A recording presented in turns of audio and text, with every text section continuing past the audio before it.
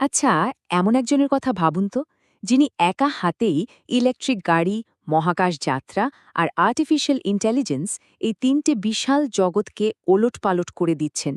হ্যাঁ, আমরা কথা বলছি অবিশ্বাস্য ব্যক্তিত্ব ইলন মাস্ককে নিয়ে।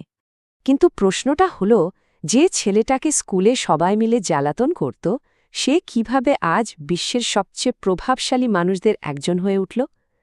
চলুন, আজ আমরা তার সেই অবিশ্বাস্য জনের গল্পটাই শুনব। গল্পের শুরুটা কিন্তু আজকের নয়, একেবারে ১৯৭১ সালের দক্ষিণ আফ্রিকা থেকে। মাস্কের ছোটবেলাটা সত্যি বলতে বেশ কঠিন ছিল, একাকিত্বে ভরা, আর তার উপর স্কুলে তো সারাক্ষণই তাকে বুলিংয়ের শিকার হতে হতো। কিন্তু এই একাকী ছেলেটার মধ্যেই লুকিয়েছিল এক অসাধারণ ট্যালেন্ট। মানে মাত্র ১২ বছর বয়সে ভাবুন একবার, একটা ভিডিও গেম বানিয়ে সেটা $৫০০ বিক্রিও করে ফেলেছিল। অবিশ্বাস্য, তাই না? ওর পড়াশোনার জীবনটাও একটা সিনেমার গল্পের মতো।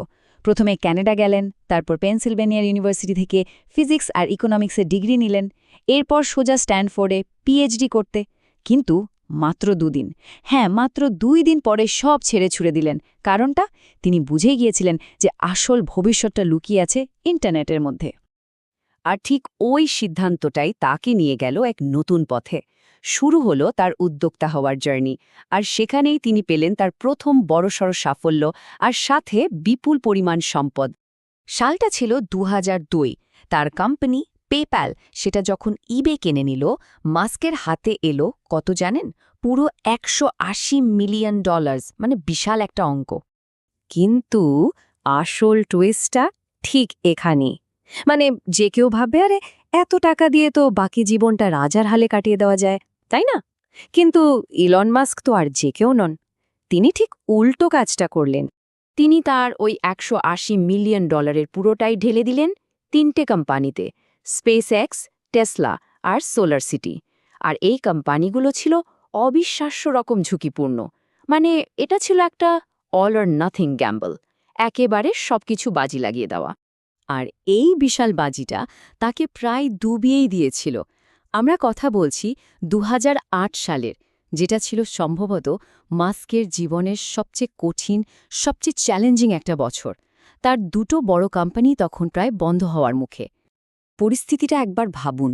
স্পেস এক্সের প্রথম রকেট ফেল, দ্বিতীয়টা সেটাও ফেল, এমনকি তৃতীয় রকেটটাও উৎক্ষেপণের পরেই হাওয়ায় মিলিয়ে গেল। আর ওদিকে টেসলার অবস্থাও তথৈবচ। কোম্পানিটা তখন দেউলিয়া হওয়ার একেবারে শেষ পর্যায়ে। এই অসম্ভব কঠিন সময়ে তার ব্যক্তিগত জীবন বলেও আর কিছু ছিল না। শোনা যায় তিনি তখন রাতে মাত্র ৪ ঘণ্টা ঘুমাতেন, দিনে খেতেন মাত্র ২ বার। এটা থেকেই বোঝা যায় কি পরিমাণ মানসিক চাপ আর পরিশ্রমের মধ্যে দিয়ে তিনি যাচ্ছিলেন। কিন্তু এত কিছুর পরেও তিনি কিন্তু হাল ছাড়েননি। আর এখানে তার সেই অবিশ্বাস্য মনের জোরের পরিচয় পাওয়া যায়। আর তার এই নাছোড়বান্ধা মনোভাবের কারণেই অবশেষে গল্পের মোড় ঘুরল। স্পেস এক্সের চতুর্থ রকেটটা সফল হল, আর টেসলাও কোনোভাবে দেউলিয়া হওয়ার হাত থেকে বেঁচে গেল। আর এখান থেকেই শুরু হলো তার সাফল্যের এক নতুন অধ্যায়। অনেকেই ভাবেন স্পেস এক্সের সবচেয়ে বড় অবদান কি? এর উত্তর হলো খরচ। এই কোম্পানিটা মহাকাশে রকেট পাঠানোর খরচ ৯০%-এরও বেশি কমিয়ে এনেছে। এটা মহাকাশ গবেষণার জন্য একটা যুগান্তকারী ব্যাপার, একটা নতুন দরজা খুলে দেওয়ার মতো।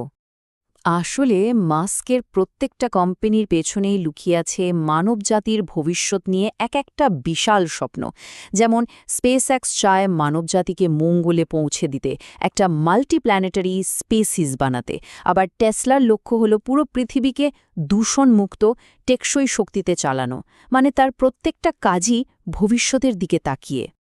তবে এত সাফল্য আর এত বড় স্বপ্নের পরেও এলন মাস্ক কিন্তু বেশ বিতর্কিত একজন মানুষ। তার কাজ করার ধরন, তার ব্যক্তিগত জীবন, এসব নিয়ে প্রায়ই নানা রকম আলোচনা সমালোচনা শোনা যায়। এই যেমন ধরুন, হালে তার সবচেয়ে বেশি আলোচিত কাজ কোনটা? $৪৪ বিলিয়ন দিয়ে টুইটার কিনে নেওয়া। শুধু তাই না, সেটার নামও বদলে করে দিয়েছেন এক্স। আর তার প্ল্যান হলো এটাকে একটা এভরিথিং অ্যাপ বানিয়ে ফেলা। মানে এমন একটা অ্যাপ যেখানে আপনি সোশ্যাল মিডিয়া থেকে শুরু করে টাকা পয়সার লেনদেন পর্যন্ত সব কিছুই করতে পারবেন। তো ইলন মাস্ককে নিয়ে মানুষের মতামতটা আসলে দুই রকম। একদল মনে করে তিনি খুব অহংকারী, কর্মীদের সাথে ভালো ব্যবহার করেন না। আবার আরেক দল আছে যারা মনে করে, আরে এই ধরনের মানুষরাই তো অসম্ভবকে সম্ভব করে, এরাই তো পৃথিবীকে বদলে দেয়। মাস্কের জীবন দর্শনটা হয়তো তার নিজের একটা কথাতেই সবচেয়ে ভালোভাবে বোঝা যায়। তিনি বলেন, যখন কোনো কিছু যথেষ্ট গুরুত্বপূর্ণ হয় তখন প্রতিকূল পরিস্থিতি সত্ত্বেও তা করতে হয়। মানে ঝুঁকি যতই থাক, কাজটা যদি গুরুত্বপূর্ণ হয় তাহলে সেটা করতেই হবে, এটাই তার মূল মন্ত্র। সব মিলিয়ে তার এই অবিশ্বাস্য জার্নি শেষে একটাই বড় প্রশ্ন আমাদের সামনে এসে দাঁড়ায়, পৃথিবীকে বদলে দেওয়ার স্বপ্ন দেখার জন্য আর সেই স্বপ্নকে সত্যি করার জন্য একজন মানুষকে ব্যক্তিগত এবং পেশাগতভাবে ঠিক কতটা মূল্য দিতে হয়।